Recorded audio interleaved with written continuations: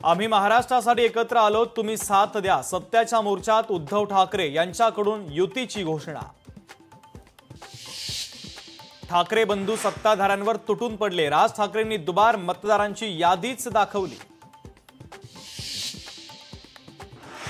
एनाकोंडाला आता कोंडावंच लागेल, उद्धव ठाकरे यांच्याकडनं पुन्हा एकदा अप्रत्यक्षरित्या अमित शहा यांच्यावर जोरदार हल्लाबोल। सत्याच्या मोर्चातील एकजूट पाहून संयुक्त महाराष्ट्रासाठीच्या चळवळीची आठवण झाली। शरद पवार यांचं मोर्चा दरम्यान महत्त्वाचं विधान। फलटणमधील डॉक्टर आत्महत्या प्रकरणाच्या तपासाला मिळणार गती, एसआयटी टीम लवकरच फलटणमध्ये दाखल होणार। एसआयटीच्या तपासामध्ये काय समोर येणार याकडे सर्वांचं लक्ष। बेळगाव, कारवार, निपाणी, बिदर इथं मराठी भाषिक कर्नाटक स्थापनेचा विरोध म्हणून आज पाळणार काळा दिवस। मराठी भाषिक आणि ठाकरेंच्या शिवसेनेच्या नेत्यांना बेळगावात प्रवेश बंदी।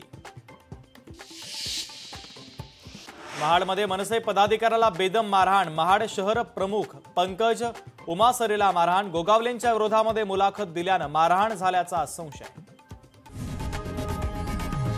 लोकशाही मराठी ऐका, पहा, जागरूक रहा।